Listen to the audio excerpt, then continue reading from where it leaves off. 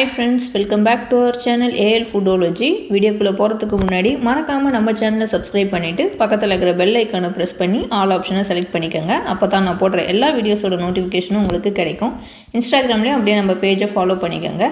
இன்னைக்கு சூப்பரான ஒரு முட்டை பொடிமாஸ் ரெசிபி தான் செய்ய போறோம். வாங்க எப்படி செய்யறதுன்னு பார்க்கலாம். ஃபர்ஸ்ட் இந்த முட்டை பொடிமாஸ் செய்யறதுக்கு நம்ம ஒரு pan வச்சு அதுல 2 டேபிள் ஸ்பூன் ஆயில் சேர்த்துக்கலாம். ஆயில் ஹீட் ஆன பிறகு நான் ஒரு பெரிய வெங்காயத்தை இது மாதிரி சின்ன சின்னதாக கட் பண்ணி வச்சுருக்கேன். அதையும் இதோட சேர்த்துக்கிறேன். வெங்காயத்தை சேர்த்துட்டு அதோட பச்சை ஸ்மெல் போகிற வரைக்கும் கொஞ்சம் நேரம் நல்லா வதக்கி விட்டுக்கலாம்.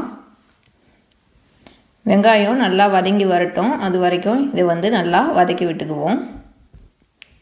முட்டை பொடி மாஸுக்கு வெங்காயம் நல்லா கொஞ்சம் க்ரன்ச்சியாக இருந்தால் கொஞ்சம் நல்லாயிருக்கும். அந்த அளவுக்கு நம்ம வதக்கி விட்டுக்கலாம். இது அப்படியே எண்ணெயிலேயே வதங்க விட்டு அதுக்கப்புறம் நம்ம வதக்கிக்கலாம். இப்போ இதை இன்னும் கொஞ்சம் நேரம் வதக்கி விடுவோம். இது கூடவே நான் கருவேப்பிலையும் ஒரு 3 பச்சை மிளகாவை இது மாதிரி சின்ன சின்னதாக கட் பண்ணி சேர்த்துக்கிறேன். அதையும் இதோடு சேர்த்துட்டு எல்லாத்தையும் ஒன்றா சேர்த்து வதக்கி விட்டுக்கலாம். இந்த முட்டை பொடி மாஸ் ரெசிபி ஆல்ரெடி உங்களுக்கு தெரிஞ்சிருக்கும். பிகினர்ஸ் யாருக்காவது யூஸ் ஆகுன்றதுக்காக இந்த வீடியோ அப்லோட் பண்ணுறேன். இப்போ இது எல்லாத்தையும் நல்லா வதக்கி விட்டுட்டு இந்த ஸ்டேஜில் நான் முட்டையை சேர்த்துக்கிறேன். நான் ஒரு 4 முட்டை அளவுக்கு சேர்த்துக்கிறேன். முட்டையை நம்ம சேர்க்கறதுக்கு முன்னாடி அப்படியே உடச்சி ஊற்றாமல் இது மாதிரி ஒரு கிண்ணத்தில் உடச்சி ஊற்றினா முட்டை எதனா வீணாக இருந்தால் கூட நமக்கு தெரியும். இப்போ இந்த முட்டை எல்லாத்தையும் சேர்த்துட்டு இதோட கவுச்சி ஸ்மெல் போகிறதுக்காக நான் ஒரு 1/4 டீஸ்பூன் அளவு மஞ்சள் தூள் சேர்த்துக்கிறேன். மஞ்சள் தூள் சேர்க்குறப்போ முட்டையில் இருக்கிற கவுச்சி ஸ்மெல்லு கொஞ்சம் போகும். இப்போ மஞ்சள் தூள் சேர்த்துட்டு இப்போ நம்ம முட்டையை எல்லாத்தையும் ஒன்றா நல்லா மிக்ஸ் பண்ணி விட்டுக்கலாம். எல்லாத்தையும் ஒன்றா இது மாதிரி நல்லா கலந்து விட்டுக்கோங்க. இந்த ஸ்டேஜில் ஸ்டவ் நீங்கள் ஹை ஃப்ளேமில் வச்சுட்டு அதுக்கப்புறம் மிக்ஸ் பண்ணால் முட்டை ஒரே சமயத்தில் வேகும். நம்ம அதை வெந்து வர நம்ம லைட்டாக மிக்ஸ் பண்ணி விட்டுக்கிட்டே இருக்கலாம். ஹை ஃப்ளேமில் வச்சுட்டு இது மாதிரி மிக்ஸ் பண்ணி விடுங்க. இந்த மாதிரி ஒன்றா நல்லா கிண்டி விடுங்க.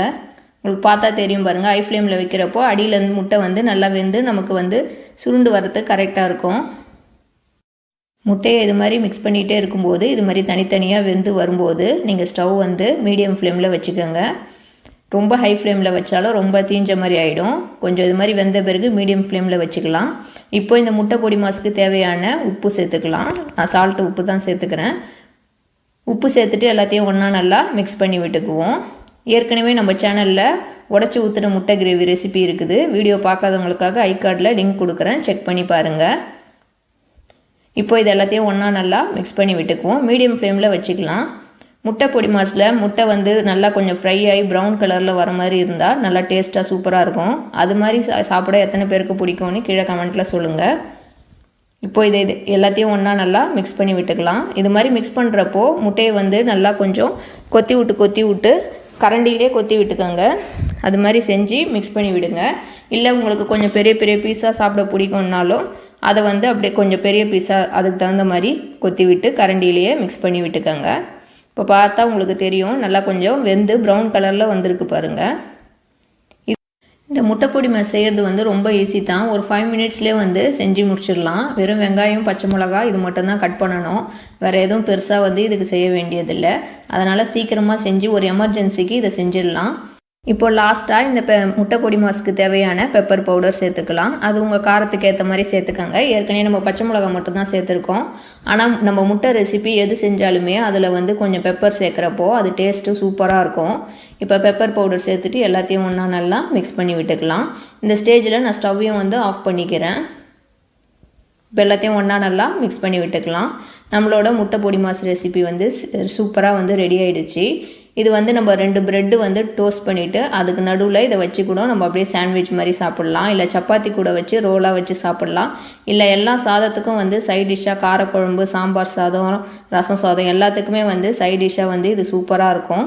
பாருங்கள், நான் லாஸ்ட்டாக கொஞ்சம் கொத்தமல்லி இலை தூவியிருக்கேன். இது ஆப்ஷனல் தான். நம்மளோட முட்டை பொடி மாஸ் ரெசிபி சூப்பராக ரெடி ஆகிடுச்சு. ரொம்ப சீக்கிரமாகவும் செஞ்சு நீங்களும் இந்த ரெசிபி ட்ரை பண்ணி பாருங்கள். ட்ரை பண்ணி பார்த்துட்டு எப்படி இருந்துச்சுன்னு எனக்கு கீழே கமெண்ட்டில் சொல்லுங்கள். இந்த வீடியோ பிடிச்சிருந்தால் லைக் பண்ணுங்கள். இந்த வீடியோவை உங்கள் ஃப்ரெண்ட்ஸ் அண்ட் ஃபேமிலிஸ்க்கு ஷேர் பண்ணி விடுங்க. அப்புறம் இது வரைக்கும் நம்ம AL Foodology சேனலை சப்ஸ்கிரைப் பண்ணாதவங்க மறக்காமல் சப்ஸ்கிரைப் பண்ணிக்கோங்க. தேங்க்யூ ஃபார் வாட்சிங்.